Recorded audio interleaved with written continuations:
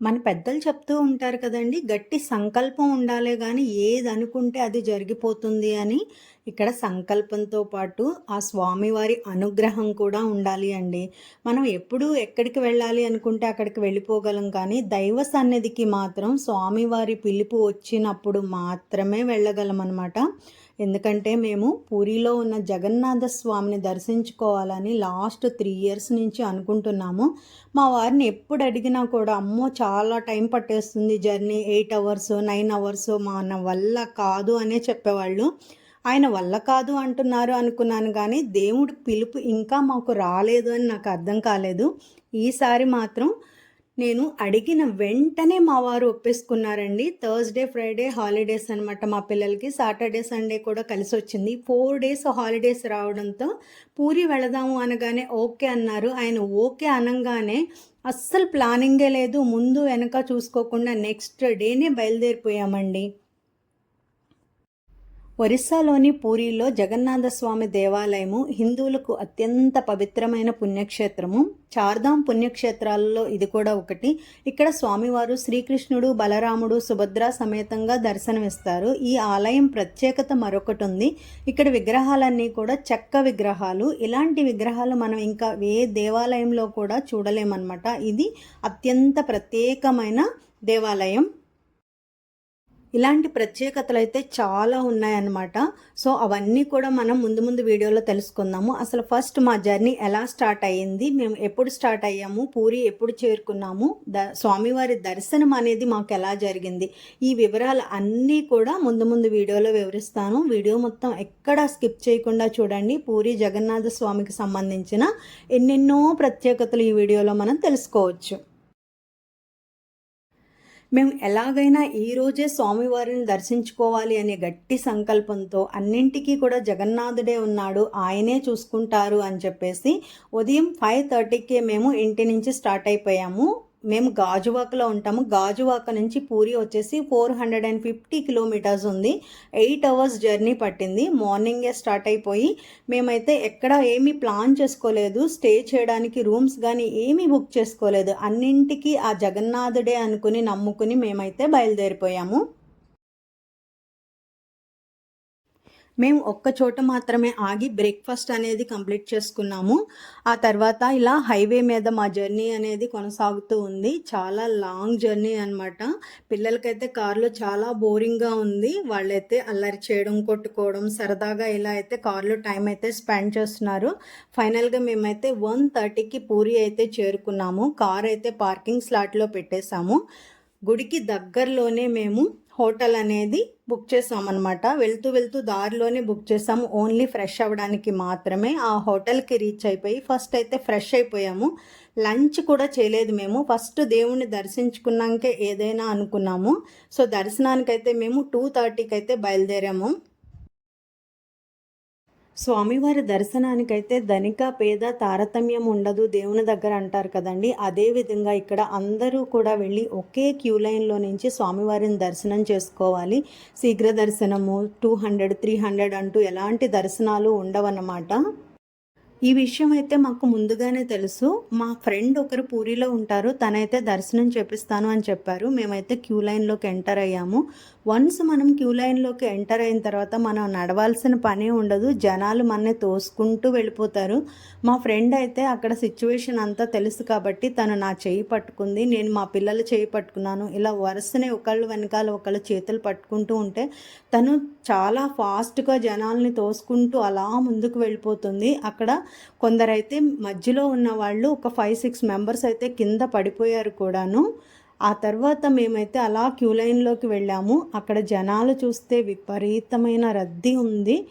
పిల్లల్ని భుజాలపైన ఎత్తుకుని పేరెంట్స్ ఆ దేవుణ్ణి చూపిస్తున్నారు. మేమైతే మధ్యలో ఉండిపోయామన్నమాట. మా ఎదురుగా హైట్గా ఉన్న వాళ్ళు ఉన్నారు. కష్టపడి వెళ్ళాం కానీ స్వామివారు అస్సలు సరిగా కనిపించడం లేదు.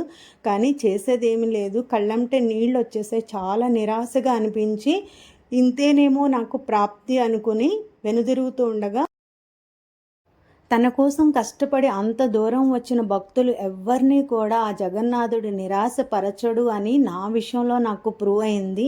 నా నిరాశను గమనించిన జగన్నాథుడు వెంటనే మా ఫ్రెండ్ మదిలో మళ్ళీ ఇంకొకసారి స్వామివారిని దర్శనం చేసుకుందాము అనే తలంపుని నింపేశారనమాట. అనుకున్నదే తడువు మళ్ళీ మేము అలాగే చేతులు పట్టుకొని స్వామివారిని దర్శించుకోవడానికి తను చాలా అంటే చాలా కళ్ళు మూసి కళ్ళు తెరిచే లోపల జనాలందరినీ తోచుకుంటూ స్వామివారి సన్నిధికి మళ్ళీ వెళ్ళిపోయాము.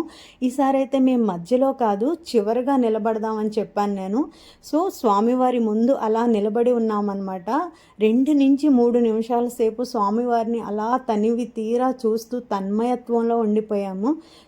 ఆ జగన్నాథుడు బలరాముడు సుభద్రల సమేతంగా ఎంత ముద్దుగా ఉన్నారో అలా చూస్తూ తన్మయత్వంలో నేను ఏమీ కోరుకోలేదు.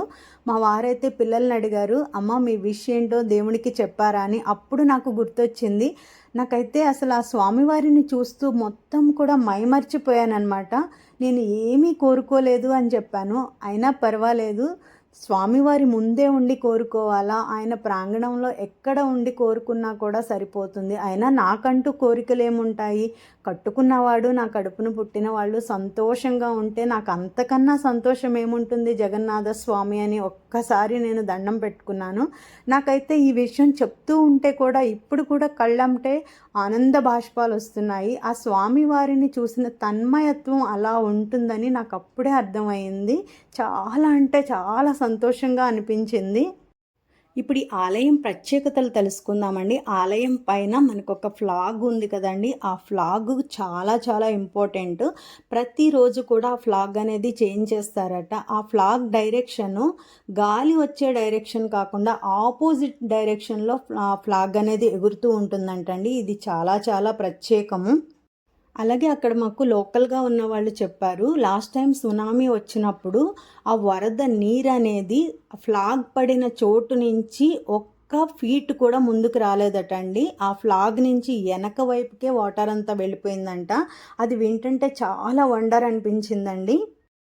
మరొక ప్రత్యేకత ఏంటంటే ఈ ఆలయం పైన ఎలాంటి పక్షులు సంచరించవటండి. పక్షులు ఏవి కూడా ఆలయ ప్రాంగణం అనేది ఎక్కడా కూడా మనకి కనిపించవు. అలాగే స్వామివారికి ఆషాఢ మాసంలో 9 రోజులు రథోత్సవం అనేది జరిపిస్తారు. ఈ రథోత్సవాన్ని చూడడానికి దేశంలో ఉన్న నలుమూలల నుంచి కూడా ప్రజలు అనేది వస్తారంట. వేల లక్షల సంఖ్యలో ప్రజలు అనేది వచ్చి దేవుణ్ణి దర్శనం చేసుకుంటారు.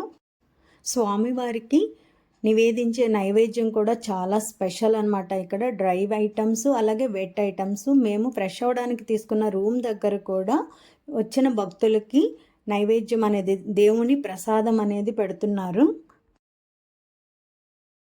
ఇక్కడ స్వామివారికి నివేదించే నైవేద్యం కూడా ఒక ప్రత్యేక పద్ధతిలో మట్టి కుండలోనే కుక్ చేస్తారండి. ఆ మట్టి కుండలో కూడా ఒక కుండ పైన ఒకటి అలా పేర్చి మరీ కుక్ చేస్తారట.